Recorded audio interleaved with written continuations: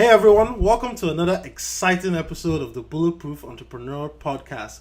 I am so thrilled to have my very good friend Super Joe Pardo on the podcast today to tell us a little bit about his new book and his business. So his new book is titled Sales Won't Save Your Business. But before we get into all that, let me tell you a little bit about Joe. Joe is an award-winning podcaster. He's a speaker. He's the convener of the MapCon podcasting conference in the Mid-Atlantic region in the United States. He's a writer. He's a consultant. He's worked for many years in his family's company, which is a trucking service out of southern New Jersey. Or is it northern New Jersey? Southern New Jersey. And guess what, guys? In as much as this guy went from warehouse employee to doing sales, to doing IT, director of operations, he left $100 million family business because he wanted to start his own company and strike it out there and make it on his own, which is very commendable because he comes from a family of entrepreneurs, and we all know that once you have that in your DNA, no matter how great it is working for anybody, it's always even better when you try to go work for yourself. So he left his family business to start his company. As he started doing that, because Joe has spent his life in the Disney family, I met him as a Disney head. His first podcast was a Disney podcast. He did that. He got to know a lot of people, and he transitioned his podcast from being focused on, it was called the Dreamers Podcast. It transitioned into the business podcast because he has so much skills in business. And he's been helping a lot of clients around the US and around the world. So he's just here to tell us a little bit more about his journey, his experiences, his new book titled Sales Won't Save Your Business. He has like 3 other books. His first book was listed as one of the best books to read in 2016, I believe, 31 Principles. And yeah, he's just an awesome all-around guy. That's why they call him Super Joe. So I'm pleased to have Super Joe on the podcast today to tell us a little bit about himself, his business, his experiences, and of course, his little tips and strategies to help you build a better business. So with that said, my friend, welcome to the show. Thank you so much, Super Chi. How are you doing tonight? Great, man. Nice and chilly day in Toronto, but not too bad. What about you? It's been a dreary day here in South Jersey, but it's exciting because we're actually talking right now on the eve of the launch of my book. So I am both nervous, anxious, pumped. It's a mix of emotions running through my veins right now as I get ready to launch this book onto the world and hopefully help a lot of people. Yeah, and I can only imagine because this is your first business book. The other books were not necessarily business; they were more personal development and nonfiction, I believe. Fiction, yes. Yeah. No, not nonfiction. They were nonfiction. They were self-development books. Mm-hmm. The first one was noted as a lifestyle and business book because both the concepts and principles in there, you could utilize them in either way. Yeah. So it's really like this is the first professional book, right? Mm-hmm. The other ones were my artistic outlet, and actually I've considered that maybe doing on my next book, on the way to doing my next professional book, maybe doing this book where I take all 3 of my first self-development books and I'm combining them into one book, and maybe adding it into it so that it's a I think I have a name for it, but I don't want to leash it out into the world yet. But I'm thinking it might be like a leadership book. So a lot of self-development in that, but really focused on that leadership aspect of it. So we'll see. Yeah, that's a very critical aspect of business. But before we get into all that, tell us a little bit about your background, Joe. How did you become Super Joe? Man. Well, that started back in 2006. One of my very dear friends and like a brother to me, Matt, he was working at my family's business, and I think at the time I was feeling kind of down about myself about something that was going on or something like that, and I was for some reason I came back to my desk. I think I might have went on a vacation or something, and he plastered this picture that he drew of not a stick figure, but like an animated cartoon, really crude, kind of crude, picture of Super Joe. And at the time I was like, oh wow, that's really cool. Like I really appreciate that. And I went into my drawer, and then eventually I took it out, and I don't think, I think I have it somewhere in one of my stacks of paper, but I have a picture of it that I happen to have on like an iPhone that I found. So if you go to my website, you go to the My Story button at the top, you can actually see and scroll down, you'll see the actual picture that was drawn. So it wasn't a title I gave myself, but it's a title that started to take hold back in like 2015, about a year after starting the podcast, the Dreamers podcast and all. And then by 2016, I was like, 2017, I decided that I was going to finally accept the moniker myself and just roll with it. And that's where it's like the business podcast featuring Super Joe Pardo. And the reason is because my mission, it's not because I'm so awesome. It's because my mission is to help bring the super out of each and every single person I meet. I really want them to feel life to the point where this isn't just about like, man, life, I got to go jump out of a plane. It's life. Like, I got to do what I can do and the best that I can here, right now, because I don't know what tomorrow's going to bring. Yeah. So I want people to feel that for themselves and apply it. It's not, things aren't going to be perfect. Like, everything I've done has not turned out perfect. Yeah. It's turned out very well, but not perfect. And to that said, being appreciative of what you can bring to the table, as I've had to find for myself, that it can be a tough thing to do, but I think it's worth a shot, and that's what my mission is, to again pull that super out of each and every single person, just like you, Super Chi. Great. So, why did you decide to transition out of your company's $100 million business? At that point, you had risen to director of operations. Things were going well. It's a family business, so hey, you're in line to take over the family business, so to speak. But what was that driving force that said, hey man, I need to go explore the world on my own and kind of carve out my own slice of the American dream and my own piece of the entrepreneurial goal? So it's a dream that started for me years in the making. When I was 6 years old, I wanted to be a child psychologist. So much so that I cried on my grandparents' floor because I was like, oh, I'm the only boy. I'm expected to take over the business, blah, blah, blah, blah, blah. But I wanted to be a child psychologist to help other kids going through divorce. To me, that was a thing that, like, for some reason was a thing that was inside of me. And so really it started then. When I was about 10 years old, I found DJing, and you can see behind me, I got my turntables and, of course, records all around me, because I love music, and that helped spark that idea, like, maybe I could do something else at some point. I fell into the valley of working for the family business, and by the time I was 17, I started DJing and was doing gigs every weekend, and it was fun, and I made some money, and whatever, but it wasn't, to me, it wasn't about like doing the parties and things so much as it was like about the art, right? Like, that's why I'm about. So it wasn't until 2014. So when I was like 17, it was like 2004, right? So 10 years later, I come up with the Adventuratorium album, and I really fall in love with this process of doing something that's like super creative. I'm doing it on my own. I'm doing it for a good cause. We're raising money for charity, all of that. And that really sparked and sped up the process of me saying, you know what, I think I want out. With that said, it took 4 years before I told my dad that I wanted to leave, right? So I told him in the summer of 2013, I started going back to school because I don't have a degree or anything like that. Because I need to figure out, like, what is it that I want to do? So that was in summer of 2013. I stuck around I was supposed to stick around until January of 2014.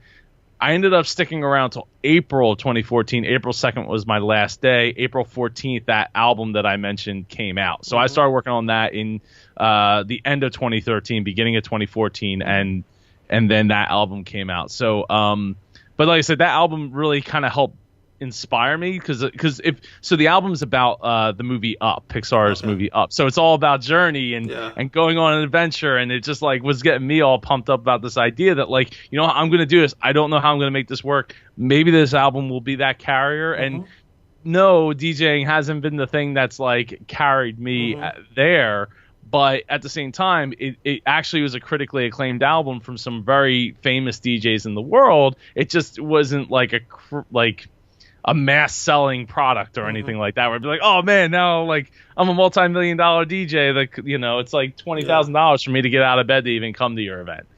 And that's okay. Like, you know, you have to, for me, it was like, that was the catalyst. So how I got into podcasting from that though was I left the company. I started doing podcast interviews to promote the album.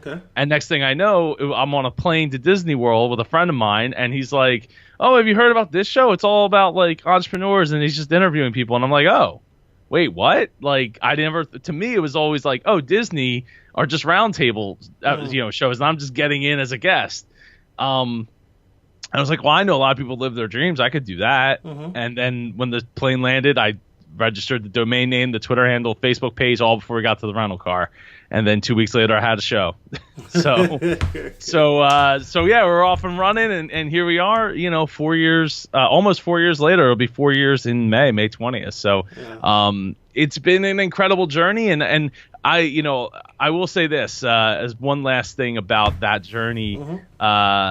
You know, throughout that process of from then till now, a lot of people be like, "Oh, Joe, that's awesome! Like, you're doing that thing, but like, are you making it? How are you making any money at it?" And I used to say, "Hey, if I was in school, the first question you wouldn't ask me is how much money have I made?"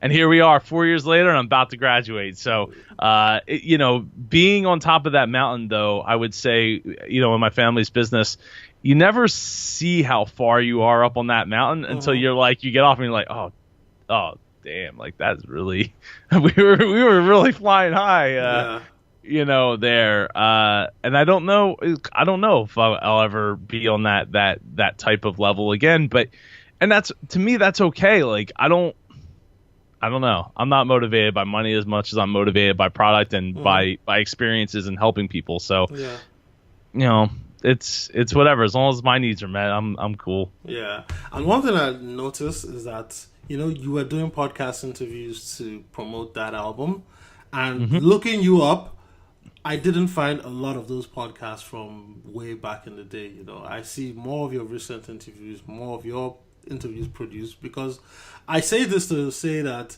in 4 years, you've consistently produced content after content, of week in, week out. Every Tuesday at 8 a.m., you're always releasing a new episode of your podcast, you know. So the longevity you've shown in this industry is like one that's very admirable, because a lot of people try, they start, you know, podcasting is difficult in as much as people think, oh, it's just getting somebody to come and speak.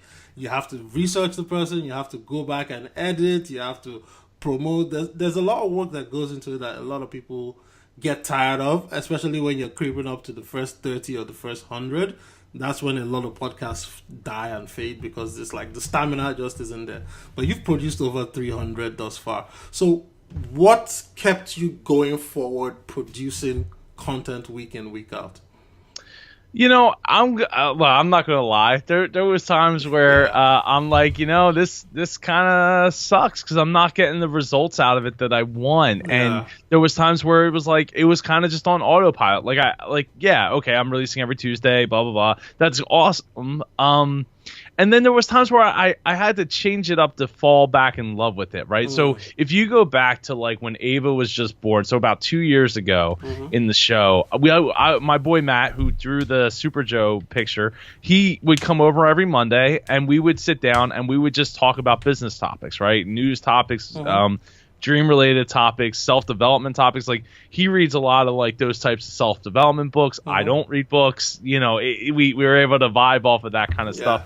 And then we would do these pre-shows for the show, and I fell in love with that idea. You know, and it took my episodes. I mean, if you go back, like some of those episodes are like almost 2 hours long. And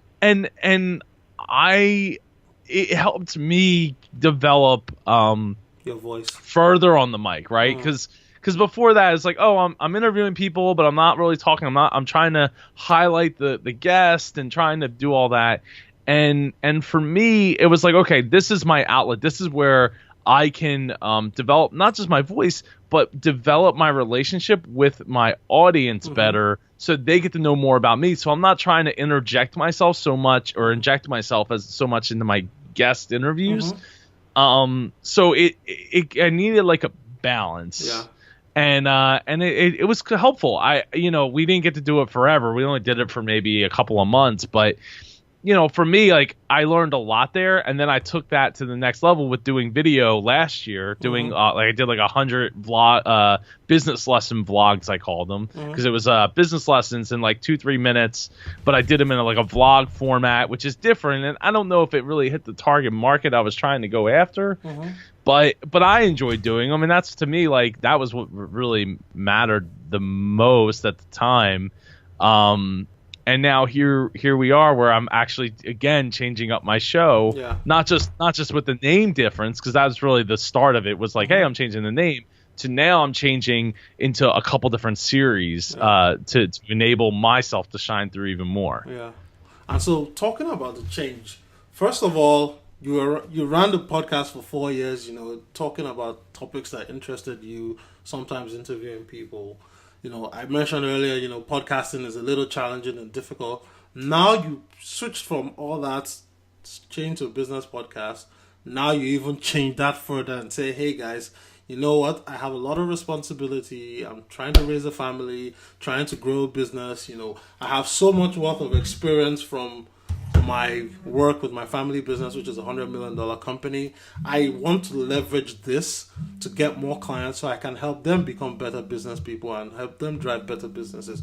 So you change the podcast and you say, hey, you know what? If I'm going to interview experts, they're going to have to pay to come on the show, because I need to monetize and leverage my time, which is a little radical, because in the podcasting world, we know that the main way a lot of podcasters make money is through sponsorship, and the next way is through you get money because of your podcast, not necessarily from your podcast. And a lot of people that are making the big money in the podcasting game are people that had big names to start with. You're talking about Joe Rogan, Tim Ferriss, John Lee Dumas, that's just a content machine right out of the gate. Yeah, it was. So changing to a pay-to interview, what led you to that model, and what do you think is going to be the result of that? So here's the thing. So back in like last year, around probably like October, I started get like, well, actually no, I had already been getting a lot of guests sent to my email, right? People pitching me, and most of them, like I'm gonna say like 90% of them were coming from PR agencies. I had some people that just reached out, and those people were really cool, and even the PR agency people were really cool, and I made some great friendships from those. But I started to think about it, and I'm like, wow, like I have something that's like legit getting 30 to 50 people a month, in my inbox, and I'm only doing one episode a week. I don't plan on doing more than that because time, right? Like I've already cut as many corners as I'm willing to cut with the show. I don't even edit at this point, and it's no secret. Like if somebody curses on my show or something, I go back and I mark that time, and then I work backwards from those marks to cut it out. But so like I've really cut down as much as I possibly can in the time department, and so I started to think like, these people, these PR agencies, they're getting paid to reach out to me. They're utilizing my platform. They're utilizing my hosting. They're utilizing, to advertise their stuff, right? They're effectively businesses trying to advertise. So it's like, okay, well, if they're a business, they're coming on a show for business. They're coming on a show to add expertise and add value, but at the same time, like really to promote their thing. Maybe we should be charging for this, and maybe it's not right for everyone. I'm not trying to say, oh, everybody in the podcasting needs to be charging. Because I don't necessarily think that. I think it's it's up to you to decide what works for your platform. And of course, it's all about what you can get, right? Like, hey, some people can get $5,000, out of the gate per episode. Like, maybe you can. I don't know.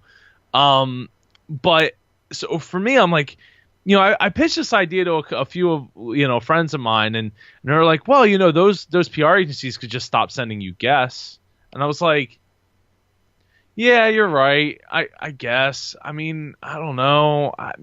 At the time, I was writing my book, right? So that was my primary focus. So I wasn't really like focused on like, how can I make this work? How can I make this a win-win situation for everybody? Yeah. Because I didn't expect the PR agencies to come and like pay me necessarily. It's the business. They're the business that's trying to promote. So like they, at the end of the day, they can write this stuff off. It's a marketing expense, right? It's a business. This isn't the feel-good self-development thing. Like, yeah, that's awesome. But like, at the end of the day, it's all about business. So a couple months went by, and after the book was like pretty much wrapped up and ready to go for launch, I started thinking like, I started counting all the reasons that I have to charge for my platform. But look, I don't have the hundreds of thousands and millions of downloads and all that stuff a week or a month or whatever.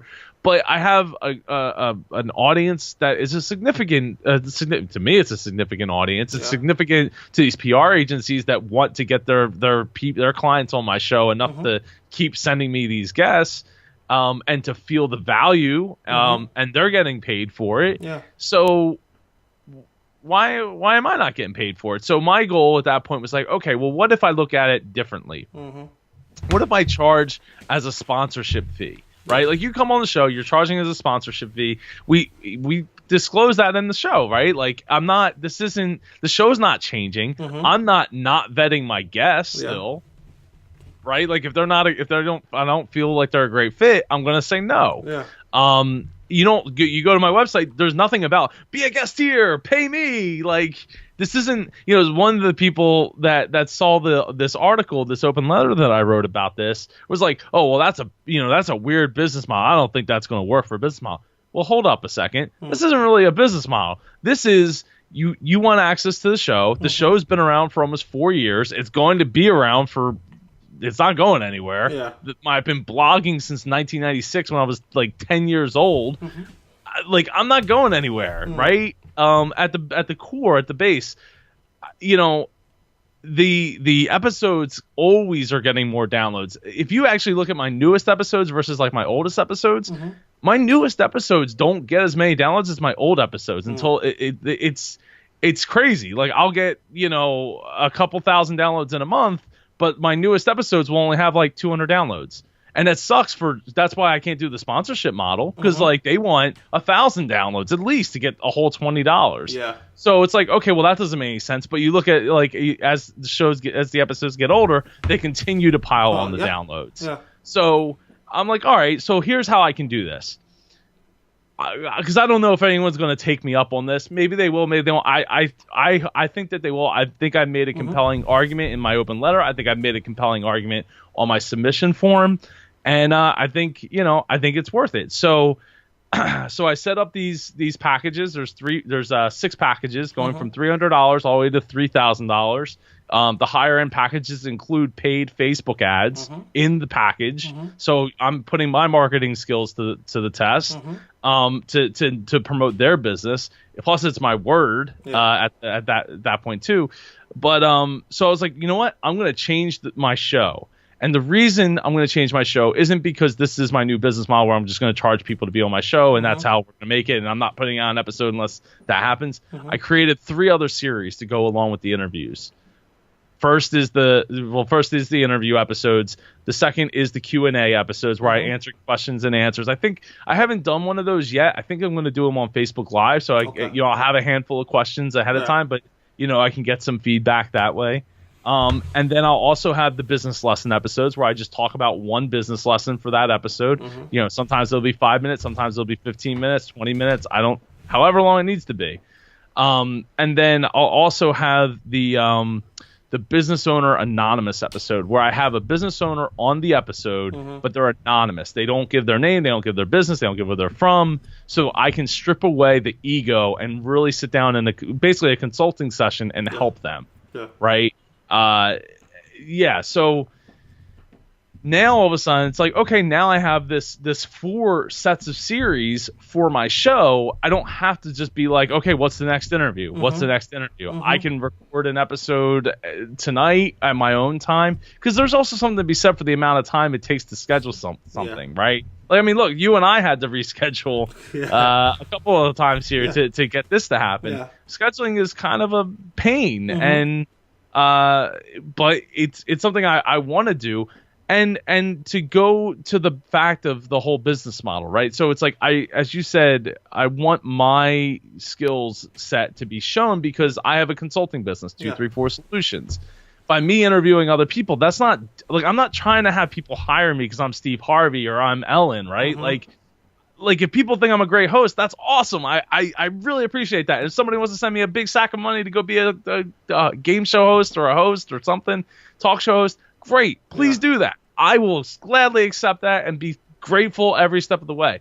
But that's not where my business is, right? My business is in consulting to help other business owners get to that next level. And that's why I needed the show to work for me and not just be like, oh, great, I have all these interviews. I have these connections. I have friends all over the world like yourself. That's awesome. I love it. I'm grateful for the fact that I took the time to do that and build that network out. But it's not paying the bills. Yeah. True. Right? Yeah. Like and it's that's not what that's not what about charging people to sponsor an episode's about, right? Because at the end of the day, if I did 13 episodes, 13 interviews a year, right? If I did all 4 each week, like 1 a month, blah blah blah, 13 episodes or 12 episodes a year at $300 a piece is not going to pay a whole heck of a lot. I will cover my electric bill for the year. Woohoo! That's awesome. I'm appreciative, but let's face it, that's not, it's not. Heck, the hosting alone, I'm paying like $20 a month just in hosting for my website and my podcast. So that's something. Yeah, because like you said, podcasters have expenses. The PR companies, if you look at it, what they simply do is, get a list of great podcasters, great shows, well downloaded, send an email, just make it easier for discovery. So they send an email, you get to read the bio, and you say, oh, okay, you check them out on the internet. Yes, this guy will probably work for the show. That's basically it. And it's that one email, which is free, is monetized. Whereas you, as the host, you have so much more expenses. You have the time invested in creating the content, editing the content, hosting the content, promoting the content, because a lot of the times guests come on the show. When you release the episode, you send it out to them. They may remember to tweet it out, which I think a lot of guests are getting better at because they're getting coached. That podcasters don't like when, hey, it's your episode. It's not necessarily my episode. It's showcasing you. You should at least be a little bit active. But many guests still don't, actively promote their episodes. So monetization is the only way, because it's like, look at another way to look at it is Facebook is free for everyone, but you still have to pay to advertise there if you want to let everybody see it. And our conduit or our platforms as podcasters is another way for people to consume whatever you're selling, whatever you're trying to get out there in the world, without being pushy. Because once you listen to someone for 30 minutes, 40 minutes, 1 hour, you get a deeper relationship with them, and then it's, of course, that relationship has to build up through some follow-up systems which the author or the speaker would have created in the back end. So I love your model. I'm just trying to say that there's no argument. I saw when you did the post on the internet, I read through it, I was like, this is actually a very good idea. I think I'll probably incorporate some of this, because don't get me wrong, we're all business people, we all need to pay our bills, and we all have commitments and expenses. And hey, if it's even possible to say, because when I thought about your model, I was like, okay, that might not work for everybody or all the PR agencies, but what if each PR agency buys like a block of time from Joe, a block of time from me, a block of time from everybody, so they know that, okay, they have a pipeline of people, whatever money they're making, they split it and they say, hey, we'll take a little bit less profit but at least we have value add, right, to the client. The only two things I want to add to that is coaching, right? So some of these PR, and I can't speak for all of them, but at least a couple of the ones that I've worked with, they do coaching with their clients to coach whether it's to make sure that they get a better website, landing page, how to answer questions, how to talk on the mic, how to be interesting, they do some of them do help that in that way. And the other thing I want to say is when you look at it from a perspective of like, okay, so it's $300 to sponsor an episode. You could just go build your own platform. Yeah. And it's also not to say that I wouldn't have people like you, Chi, on my show and not charge, and here's why, right? Because I know that you know the value of the platform because and the relationship of I know that you're going to share it out, and we have a relationship outside of that. So it's not just about money, it's about having that value of that value exchange, recognizing the value. Exactly. So it's like, okay, so the value of a stranger coming on my show that I haven't met yet, and hopefully we hit it off. Maybe we do, maybe we don't. I don't know. Versus having a friend on, like there's that give and take, right? But if they only bring they're bringing value, but it's only one episode, so like I got to put in the hours. I mean, still even not editing the episode still takes between 3 to 4 hours to do an episode. Yes. I don't even edit the thing. I used to spend whatever the time was. It would take double, and I was using like 2 to 3 times the X when you're listening back. So it's like so if you're listening at like 2X right there, that probably sounded even faster. But my point being is they have the opportunity to go build their own platform, and I promise you, and I promise them that it's not going to be as cheap, and it's going to be a lot harder for them to keep it up and keep doing it week after week after week. And that's and you should go read the article if you're interested in what I had to say about it. For the most part, I got positive feedback. I got very few people that were like, "Oh, this won't work," or I've never heard of you, so I don't see how this could. Like, that's fine.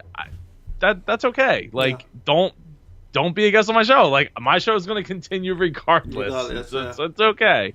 But I would love to have people on. I'd love to have people that support. You're supporting the platform. You're supporting me. You're supporting your episode, right? Like, you're supporting keeping it online. I can't tell you. You mentioned it about my DJ album. If you go to my press page and scroll all the way to the bottom, there's like 8 or 10 interviews or whatever from back then, from 2014. But a lot of the interviews that I've done over the last 3.5 years aren't online anymore. Like, so it's like, if you're only worried about the next like 4 weeks or 6 weeks of like when it comes out, like how many downloads it's going to get, to me, that's the wrong way of looking at it, because you're supporting it existing for a long time. Yeah. Great. So, yeah. Yeah, no, I think we've really done justice to this part of the discussion. So let's transition into your new book, Sales Won't Save Your Business. So what was the genesis of that, and what were some of the lessons you put into the book before I pick a little bit from my notes here? So the book took like over 2 years to put together. Every person that I went to and was like, they're like, "Oh yeah, your books, your 31 life-changing I have it like back here.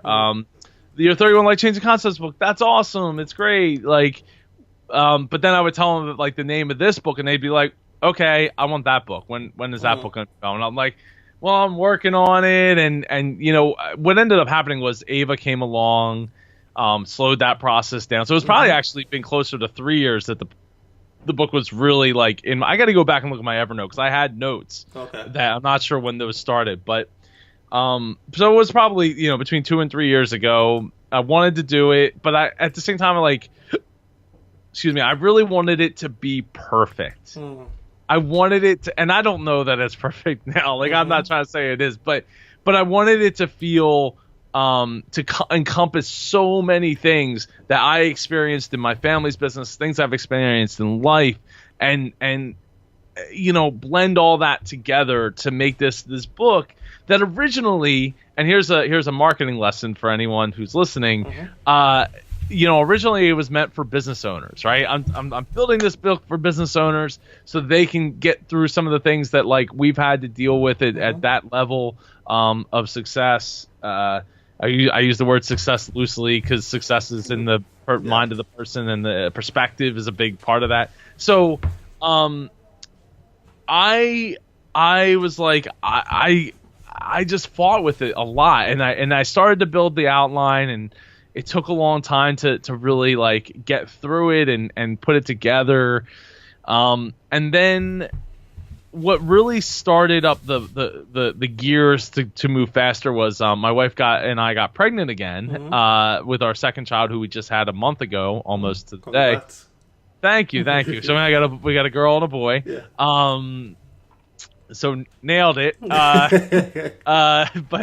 But it was like, I was like, crap, I gotta like get this book done. Like this is something that's gotta be done. Now, in the time in which I thought that I was doing, or I was making that happen, I was doing those daily business lesson vlogs. So I lost 3 months there because I was spending a lot of time doing that and keeping the podcast running, and then MapCon was starting to get closer, right? Because that's in September. So you go back 9 months from February, and I don't know what time that frame that was, like over the summer, right? And I was spending money on Facebook ads, and really what I should have been spending time on was getting this book done. And the marketing lesson that I alluded to earlier is that originally this book was for business owners. It really isn't for business owners. It's really, and I only had to make a couple of changes to make this book work. It's not for business owners. It's for business owners. It's for entrepreneurs. It's for managers. It's for salespeople and aspiring leaders, all the same. And from a marketing standpoint, it only took flipping a couple of words over and changing a few things to make it so it's like, oh, this would apply to anyone, not just business owners. Even though before it was like business owner, like in the book, you just like go down the line. And now it's designed for people that want more out of their life, want more out of their relationships, and want to build a better relationship with their business, with their team, their offer, and their process, and themselves. Because the first chapter is about empowering yourself first. Yeah. Like learning how to get the right amount of sleep, learning listening skills so that you can be able to understand where the other person is coming from when you're communicating. I mean, I love the whole premise of the book. I read it twice already. So let's just pick out one or two things out of it. And I'm looking at the book right now on my other screen. So like you said, it's broken into 3 parts, which is the top process, team, offer, and then process. So talking about the team, I think the biggest thing I got from it is your pin. And I know you use the pin based on the Disney pins that you guys collected. Is that where that come from? No, it doesn't. But that would be a great story. I wish I could say I was that smart to use that. They are it's a roadmap, right? The book is a roadmap. So the idea is that they're pins on a map, and even the stone on the front, is like a stone for like a directional stone, right? And that's. Okay, I thought it was one of those collectible pins that you would just cross-reference to Disney. So one of the things I got was, in chapter 3, you were talking about how do you empower your team. And I think that's very crucial in any organization, whether you're an entrepreneur or you're a corporation. The problem still comes down to, letting your best people do the work and not micromanaging them. So in your experience running a $100 million company, what did you find were some of the best ways to empower your team? Well, empowering them through the process, allowing them to be a part of the process, allowing them to have a deeper understanding than just being like, well, you're doing this because I said so. Those types of things can make all the world a difference when it comes to, is your team going to be like live and die by you, right? And live and die by what you need to accomplish. Like, so in the book, I talk about the inventory debacle that we had, and there's a handful of people in there that really, I don't think even at the time I realized how powerful what I was saying to them was. Like, I assume it was, or they were just like blindly following me. I don't know, but at the time, they really bought into what I was telling them and showing them that, like, hey, look, if we do this, this, this, and this is going to solve our problem, and it's going to be a lot of work, and it was a lot of work, and it also, that during that time was like 2000. I want to say like 2012-ish, 2011-ish, that like I started to get burnt out from that that actually started like speeding up the process of me thinking about not being there anymore. Which sucks because it's like I did this to help do this great thing with all these people and we did a great thing, but at the same time like it burned the heck out of me in the process. So I think also empowering your team to be leaders, right? To make decisions. They're not going to make the right decision every time. Believe me, I know. I have a dad that every time, if he gave me 5 decisions to make, I would make 4 out of the 5, or 5 out of the 5 a lot of times wrong. They would just be like, oh, I would think that he would want this. The thing is, and there's a great quote by Steve Jobs. Not like I'm not big into quoting people, but like one of the ones that people don't really talk about is the ones like he was talking about in reference to Walt Disney, and it's like everyone stops and asks like, well, what would Walt do? And it's like, no, don't ask what would Steve do. Do what's right. Figure out what's right. It's a science project. Do experiments and get it wrong and start over but make an educated decision. And to me, that was something that was difficult. Like when my grandfather passed away, and at first when he stepped away from the business for health reasons, but then when he passed away, it's like, it left a giant void in the company and in my family and in my definitely in myself. And he, to always think like, oh, well, what would Joe do? My grandfather is like, no, that's not what we should be doing. We should be doing like what's right, because that's what he would be doing. Yeah. Right. So empowering people to try to make those right decisions and then living with them, right? And not demeaning people. Like I can't tell you how many times I've seen people demean other people. Or I was at Wendy's just the other day, and you want to talk about not empowering your team? The opposite of that. I'm sitting there ordering my food, and the manager walks by the cashier that's taking my order, and is like, she says something to her that just wrecked her train of thought, and she had to stop taking my order to listen to her, because she was like, she wasn't barking an order out, she wasn't like yelling at her or anything, but like she might as well have been, because she just completely distracted her, and then she had to like stop and reset to be able to finish taking my order. And I'm like, no, you need like take the book, just take this and go read it and work through the questions in the chapters. And realize for yourself, like, that these little things that you're doing are not demeaning necessarily, but they're taking away from the experience, and ultimately might feel really demeaning to the person, to the point where they just don't want to be there anymore. And it's like, they might not have already wanted to be there forever. It's a job at Wendy's. Yeah. It's not really designed for you to necessarily be there forever. Yeah. But you're not helping the situation by taking them out of their thought process. Yeah. And they're helping a customer, literally in front of a customer. Like, come on. Yeah. No. A lot of people don't realize that people don't actually quit jobs. They quit their bosses. Because even I too, when I used to work in management consulting, there was one period where almost every week for 14 weeks, somebody was quitting my group. And I was like, wow, this is getting a lot. In fact, a lot of people had to come down and like, what's happening here? Because it was just like every single week somebody was giving notice. And don't get me wrong, it wasn't like they were all getting like great offers. Some people said they had an offer, but they just quit because they just got fed up and they wanted to go and just figure things out. And I realized that, a lot of the time is the way you treat people. Like, you could have a good manager, like, in as much as you're overworked, you're underpaid already, you can have a good manager that's the kind of person that's like, hey, I know you're overworked and you're underpaid, but you know what, let's just try and do the best we can, go home, get some rest. It's about how you make the person feel. People will go a lot farther when they know that you actually have empathy and you care about them, and you're willing to take the time just to understand their point of view, than just, hey, we have all this work to do, just go crush it, give me back the stuff, and then it's not going to work. Especially these days where people have options, really. people have a lot of options.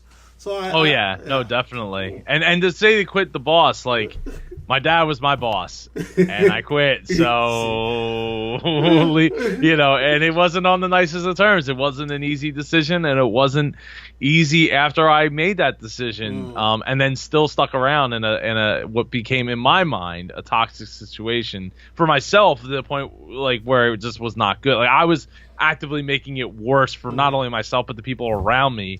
So I think I think that's absolutely true. That you quit your boss and that's it. All right, so let's move on to the O, which is focus on the offer. And a lot of times in business, many businesses, whatever you're offering, you have a competitor that's offering the exact same thing. So how do you deal with being in a competitive environment where your competitors are pricing it one way and you have to price your product, and just because you don't want to lose business, you try to force yourself to price in lockstep with your competitors, as well as also, as much as that is happening, you can still put a little Joe magic on it and charge a premium price. So talk a little bit about pricing, positioning, and getting people into your offer. I was going to say funnel, but to your offer. well, I would call it experience, okay. Right? And that's where it's a totally different thing. So like we could both offer the same thing, right? But the experience that we get could be totally different. And that's where your utilize process, right? That's where the process part comes in at the end to increase that offer. I always use like the example of like, okay, we both make guacamole, you and I, Chi, right? When we're competing, our guacamoles are both amazing. Like you couldn't, like blind taste test, like you couldn't tell which one was better, right? They're different, but they're both incredible. Yeah. The difference is when you come to my store or my shop and you get my guacamole, it comes in like a big black cup, like a big condiment cup. Versus when they go to your place, they get the in the mortar, the pestle and mortar, right? So the difference there is I'm charging $9 for mine, you're charging $12 for yours. You're getting $3 more for an equal product, but the experience that I'm getting, the presentation that I'm getting is better. And maybe I don't necessarily have to charge $12 for mine because maybe my rent's less, where I'm in a different part of the city, but I upgrade my presentation, all of a sudden I can make $1 or $2 more, $1 or $2 more, $2, it doesn't sound right, $1 more or $2 more. by increasing the presentation of that product. Commodity, like we, especially, believe me, in the trucking industry, we would compete on commodity products, and they would always be trying to make more commodity products by like, okay, we used to have like 50 part numbers that fit these different trucks. Now we have 3. And one of them is like on 90% of them. The other 2 are like kind of the fringe ones. Great. So now everyone's like discounting the heck out of the 90% one that fits most of the trucks. And at that point, you're looking at like, okay, what's the buying process for the customer? Is it can I increase that process or increase that experience for the customer without adding a lot to it? Maybe by fixing the process that for them to buy from me might add a little bit of cost to do so, but I'm going to be able to get that much more because now, I could save $1 by going to Chi, but Joe has this really cool process where I just like boom, however they do their magic. When I call up the team is more willing to help me. They're not putting me on hold as much. I get a person. I don't have to sit through the dial pad thing. Those little things could be like, oh, great. So, okay, I paid $1 more per part, but I actually get the part on time. I got friendly people to work with. All these like little things can make such a big difference where it's like, it's $1 more. But you're actually going to get it. And the first time they go to you and be like, oh, I'm going to save $1 or $2. And to show up, and we had this happen a lot. People would advertise the popular brand, and then show up with like the overnight like Chinese, Fugazi brand, right? And it's like you can't. You're gonna get away with it for a little while, but after a while, if it doesn't hold up, you're going to be out the door, right? Yeah. So unless you're the only game in town, which is very rare in a lot of businesses. it absolutely is. So increasing that offer doesn't necessarily mean like you got to be like, oh, I'm going to give the kitchen sink away on top of every time you buy something, or even just like one of the things that like my dad pioneered in our industry, because the trucking industry moves very slow, was because my dad was like awesome a salesman. He was like, I'm going to spend the extra money to print color advertisements. And like sales flyers, right? Because all of our competitors are just black and white photocopy. They look like crap. It's terrible. You put the color on there, and it's like you see a desk with like full of like sales advertisements and things. Like ours stands out right away. That type of thing, like going in the opposite direction. And yeah, it was a lot more expensive, but we also made a lot more money from doing these little types of things that just add to the offer, add to the experience, making sure your lights, if you have lights in a building, are all the lights on? Does your sign look like crap out front? Is there weeds growing out? Those types of things. Like people want to feel like they're getting a great experience, and being taken care of in more ways than they even know that they want to be. Right. So it's up to you to just be like, okay, now with that said, like make sure Rome's not burning while you're trying to like go pull weeds out of the front, out of the front of the property or whatever.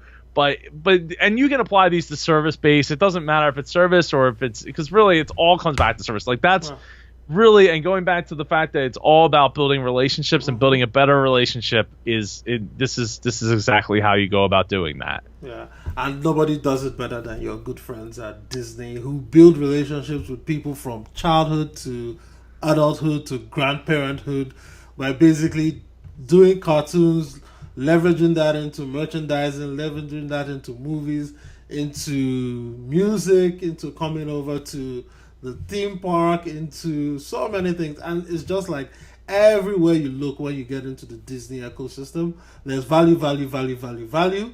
But at the same time, there's give me your money. Well, it's called synergy. That was the term coined by Michael Eisner. Or Eisner. Yeah. Eisner.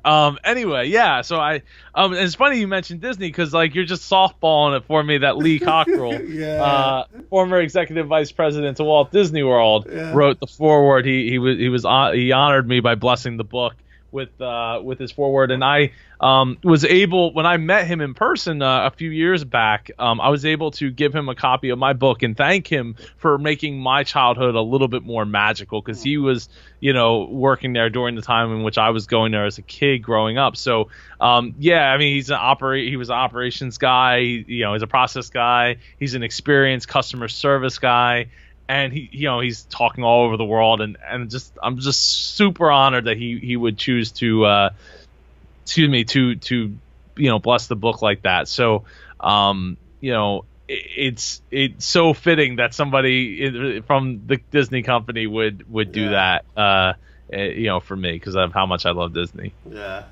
And so as we start to wind down, let me ask you one or two wrapping up questions. I think we've talked about the process, but just to tie it together, how would you create like a good business system or process to get things more efficient, so that a business owner, an entrepreneur, can start reducing costs and also be more efficient in leveraging whatever they're doing to generate profits? So it starts by writing things down, right? Like that's the number one thing, is like going through the process of what you actually do. So then you can be like, oh wow, look at how much time I'm wasting. In the book I write about how, and I know everybody hates it, and I don't blame them for hating it. But like, hey, I'm every year I want you to write down all the stuff that you do, and as from a team perspective. So then you can start to be like, okay, great. So maybe we don't need, bill and accounting to be going to like Sam's Club every week to go buy supplies. Like we could either order them online, because Amazon is a thing, or we could pull a couple of the other tasks that other people are doing that are outside the office, and we get somebody to do it, a part-time person to do it. So now I'm not paying, $80,000 a year to have someone leave for 3 hours a week to go, do errands. I'm paying, $25,000 to have one person go do all these things and answer the phones and do a whole bunch of other things, and maybe even coming up with things that's like, man, it would be great if somebody did that. Yeah. But like, no one's gonna go do that because no one wants to do that. Like the reasons somebody wants to go to Sam's Club, well, you get to leave for 3 hours and go buy stuff. Like, of course they want to go do that. Don't want to, do other things around the place. So, finding out who's doing what, and then being able to hold them accountable to it, holding yourself accountable to it, and just figuring out like, hey, like if my job is X, but X really incorporates like a whole bunch of things that shouldn't incorporate, we can find that out. We can get somebody else.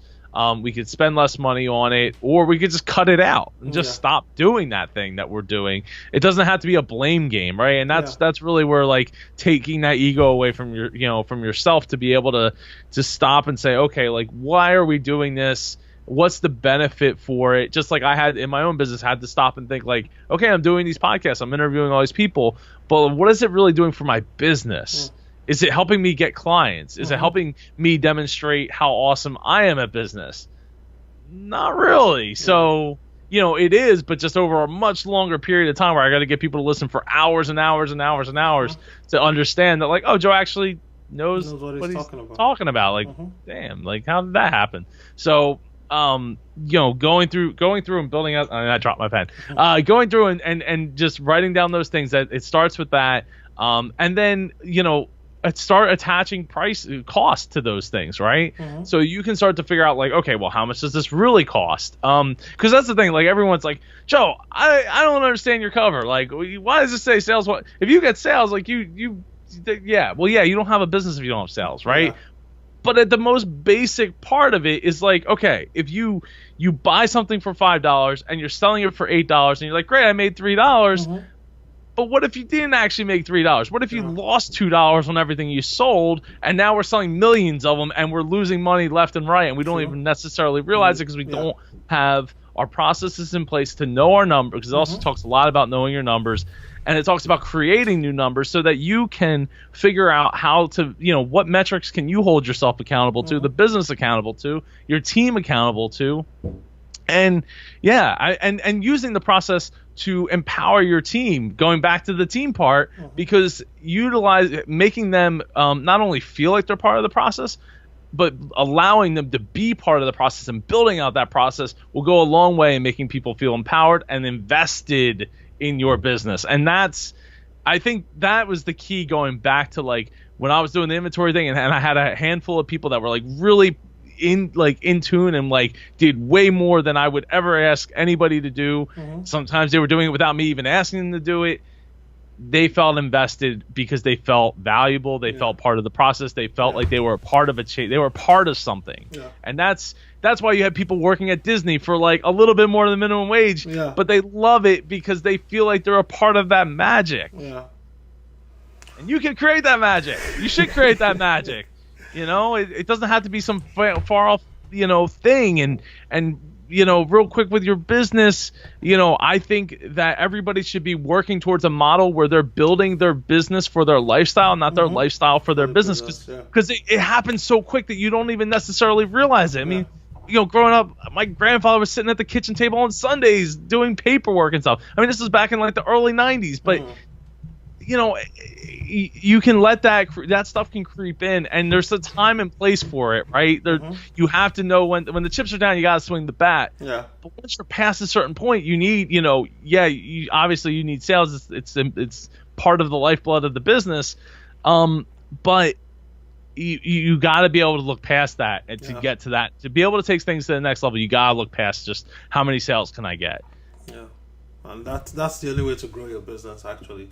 Man, Joe, if people aren't convinced that you're an expert and you know what you're talking about before this, I think this podcast is going to make it beyond obvious that you actually know what you're talking about. So, for the guys listening to the podcast, give us some final words of wisdom in terms of, hey, I always place this scenario to every guest that I have. There's somebody sitting on the fence listening to this podcast. they're consuming entrepreneurial content, but they're dissatisfied with their job. They're thinking of starting something, or they've started something and it's not getting the traction they want. They're not making as much money, or they're not even making any money because they're still struggling. And of course, every entrepreneur struggles for many months, even many years, up until one thing just clicks like that. So what's your advice to that person still in the trenches, still struggling, still trying their best to make it and become successful and help their friends and their family out? Well, first off, they could give me a call. My phone's always on. Yeah. And second off, but really, realistically, what they really need to do is they need to figure out, like, are they doing what they really, really want to be doing, right? Like, I was having a great conversation today with one of my interns, and he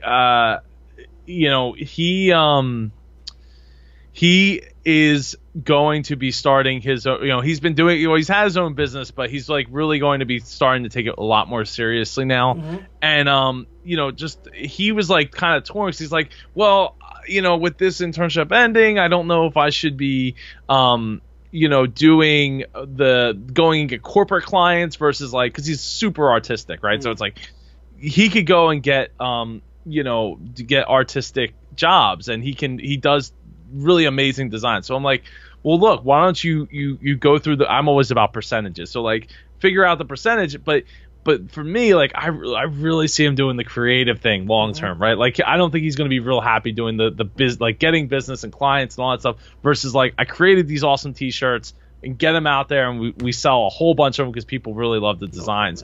And I told him, one of the things I told him was, like, look, it's something you can't teach people is creating something that people actually want, right? Regardless of if you're there to tell them how awesome it is. Like, that's why you come up with triggering titles like "Sales Won't Save Your Business," so that people are like, "Whoa, I gotta check that out," right? Figuring out, how you can make it doing the things that you want is going to go a heck of a lot longer and a lot less burnout than if you're doing stuff that you're like, yeah, I don't really like I do websites, right? I've been building websites since 96 to make ends meet during the beginning process of me leaving my family's business. I built websites for people. I really don't, it's not like my favorite thing in the world to do, but I can do it. I work with those people. We create great, a great experience together. But it's not where my heart really is. My heart is in talking about business. If you haven't gotten one thing out of this, I'm very passionate about business, and could talk about it all day, every day, always. Like, I'm always down for talking about it, because it's just, I don't know why. I can't explain it. Yeah, no, I love that. We've been on the show for almost an hour and a half. And I feel like we could go on talking forever, because I too am just like you when it comes to business. I told my friends that when I left the States to come back, the only thing that really pained me was I had lived 12 years in the United States. All through that time, the only thing I invested in was books. So I had 500 books in my house, in my flat in New Jersey. Wow. And so I couldn't ship all those books. It was going to be super expensive. It was going to cost at least $10,000. So I said I'll pick like the top 50 or the top 60 I can take in a suitcase. And then the rest I just put it in storage in my church in New Jersey, because I know the only person that reads is my pastor and me. So I know whenever I go back to Jersey, I'll still see like a good chunk of my books. But that's the passion. When you have that passion in you, you'll always want to let it show, which you clearly do with everything you do in business, writing books, speaking, running a conference. Everything you do, the passion comes out there. So, Joe, tell us a little bit about where people can find you, where they can get the book. I know it's launching tomorrow. So, you know what? We're not even going to edit this. I'll just try and clip it and push it up on the website tomorrow, and also on YouTube and whatnot. So tell us where people can connect with you, connect with everything that you do in terms of the Business Podcast, connect with you on social media, and of course where to get the book. So you can get everything at superjoepardo.com. You can get my social media there. It's all at Super Joe Pardo. So facebook.com/superjoe, Instagram, Twitter, and connect with me on LinkedIn too. Superjoe.com/LinkedIn. I'm pretty sure works. You can get the book at saleswon't.com. It'll take you right to the Amazon order page. I do have a landing page for it, but right now I'm just trying to drive every single person to that Amazon link for now. Like if you go to my website and click on like the book, that like on the front page, it takes you there. But yeah, so go to saleswon't.com. You can get your copy. It's $14.95. It's $3.99 for the digital copy.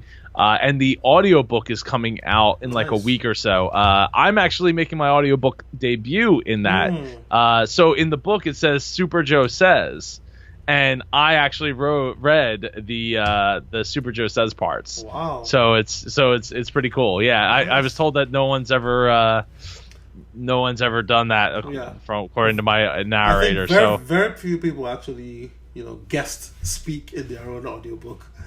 Yeah, well, hey, I try to do things differently, and even with the book itself, like my editor was like, he wrote a lot of notes where he's like, I've never read this before. Like I've edited hundreds of like self-help books and business books, and I've never read the stuff that you're saying before. And I was like, well, it's probably because I don't read a lot of books, so I'm not reading and then rehashing that stuff. And I think that from a creative process, it's really difficult to not like copy things, right? Or to like assimilate those types of things right in, especially when you're trying to be in the same niche in the same world as those other things. So for me, like I'm a slow reader, so that's why I don't read books. But but at the same time, like I just try to limit that creativity like input so that I can create these things that's like, wow, no one's ever seen that before. And I always Google it too. Whenever I have a great idea, I Google it and then see if someone else came up with it. If they didn't, then I'm like, oh, I'll put my stake in the ground. Yeah. Cool, man. Cool. I'll link everything to the show notes once the episode gets published tomorrow. So, my friend, it's really been a pleasure coming. Man, we've talked for almost an hour and a half, and we could still go on. I mean, I could definitely do another hour. I'm good, man. I love this stuff. This has been so much fun, man. I really thank you seriously from the bottom of my heart for coming to do the show. It's been thank you for having me. No, thank you for having me, and I definitely want to have you on my show. We'll I can send you over the link to do the submission, and we'll get you on there. All right. All right, no problem. Thanks, buddy. Appreciate that.